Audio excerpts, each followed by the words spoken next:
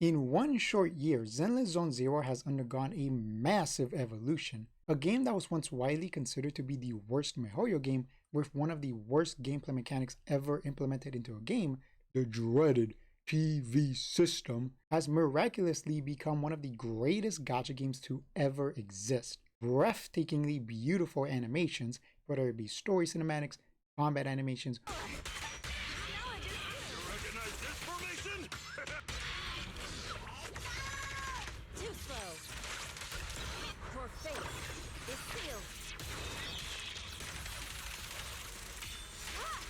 or the raw visual fidelity, an incredibly fun, fast-paced action combat system, and a wide variety of engaging gameplay modes.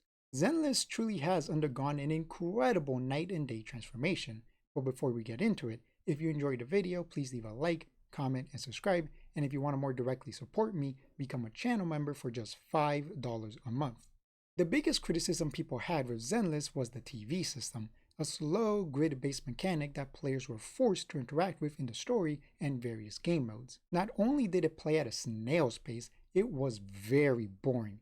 Incredibly simple puzzles and long periods of time where the players did nothing but listen to talking floating heads. The handful of combat stages were either 1 or 2 rooms connected by a hallway lasting less than a minute on average. Many players quit Zenless specifically because of the TV system. Well, I'm happy to report that the TVs were beaten with a baseball bat and thrown into a non-distinct ditch. This occurred 6 months ago during version 1.4. In its place was a mechanic where the player could control Eos, the Bamboo, and navigate short platforming stages.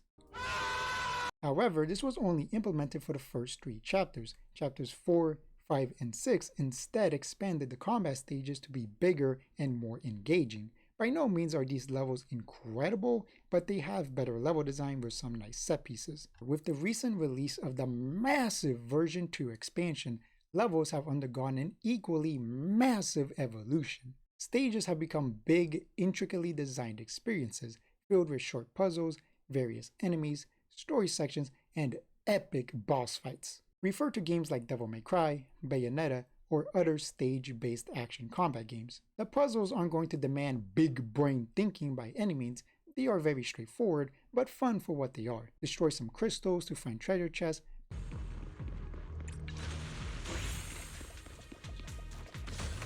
pop some baby flowers to access the big flower and then blow it up.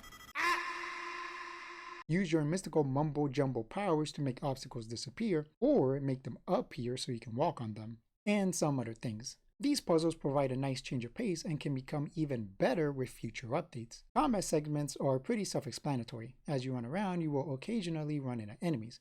Sometimes they appear just as roadblocks, while other times they are guarding something that you need to interact with to progress. But a really interesting combat section has to do with this new summoner enemy. This area has a poisonous field that will slowly kill you, and this summoner will endlessly send enemies at you to expedite the process. In order to stop the poison and enemies, you need to kill the summoner as fast as possible. Interactions like this keep fights varied, unique, and fun. The storytelling since launch has always been phenomenal, and I'm glad to say it's still great. But that's something that you'll have to experience firsthand. It's difficult to get that across with some random no-context clips. A technique? What technique? Observe. But wait, there's more!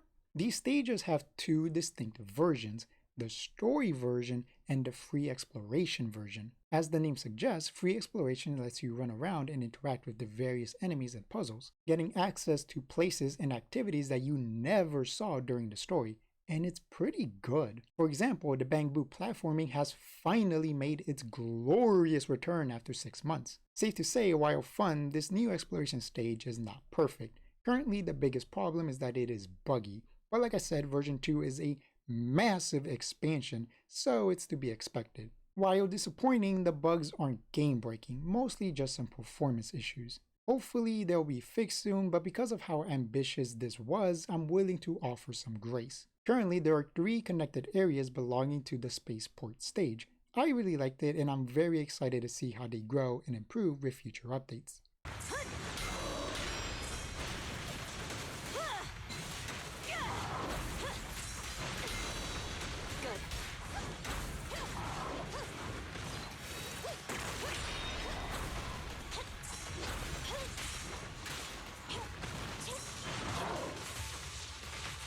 Since the beginning, combat has been one of Zenless' strong suits. In my opinion, it has the best action combat gacha has to offer. The wide variety of characters are incredibly fun, each with their own unique mechanics that make them stand out from one another.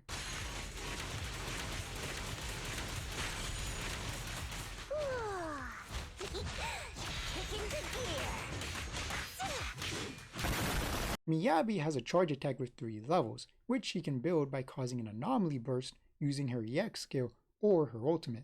While simple, constantly building her judgment cut is incredibly satisfying. Beautiful shooting star!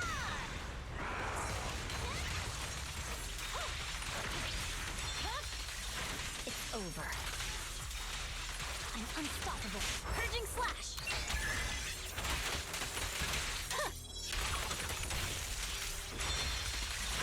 Weakling.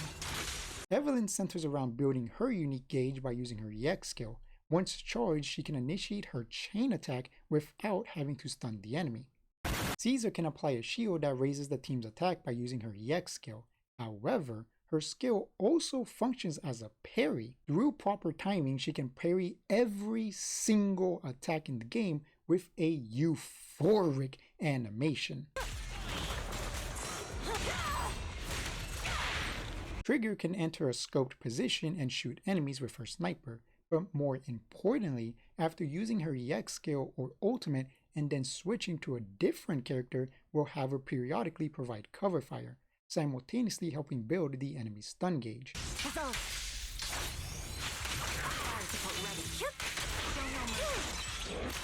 Not only are the characters great, the enemies also provide a variety of combat experiences. I've already mentioned the summoner with his endless waves of minions, but we also have the Hugo boss.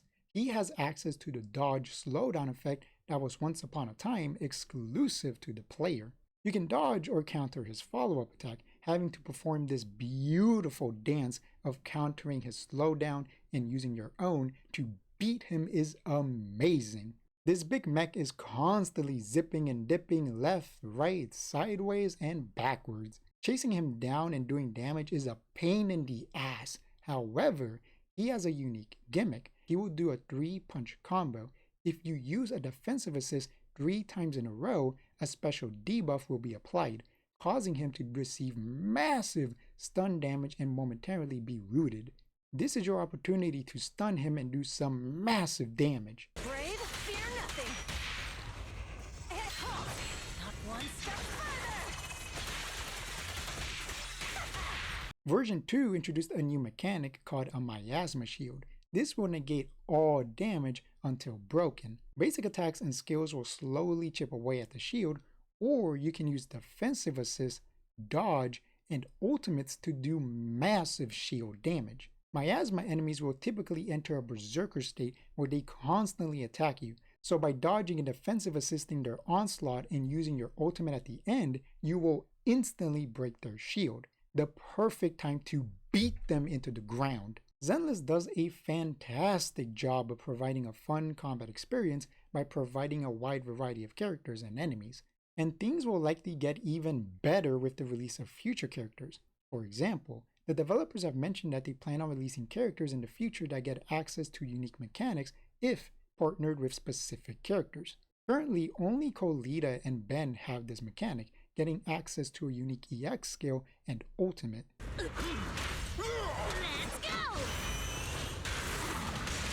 Releasing more characters like this can greatly expand the gameplay experience. Personally, I'm hoping that the upcoming Idols of Delusion will have these fun team-up attacks. Alright, so the combat is fun, that's all well and good, but what about the game modes? Well, I'm happy to say that they are great! Let's talk about the various endgame modes. First, the roguelike mode. The game launched with Wither Domain, which was a roguelike mode that heavily utilized the TV system. With the abandonment of said system, this mode no longer receives updates. You can still play it to complete missions and get various rewards, but for the time being it seems to have been abandoned. Maybe in the future it will receive some kind of update, but for now it seems to be dormant. In its place, we got a separate mode called Lost Void. This version removes the TV system and instead has various portals that a player can select to enter different rooms, combat, shops, gimmicks, rest spots, things you would traditionally expect to see in a roguelike mode / game. A really interesting mechanic though is the fact that some characters can receive special exclusive buffs that give them access to unique and powerful new skills. Astra gets a goddamn Kamehameha blast. Billy gets a shotgun.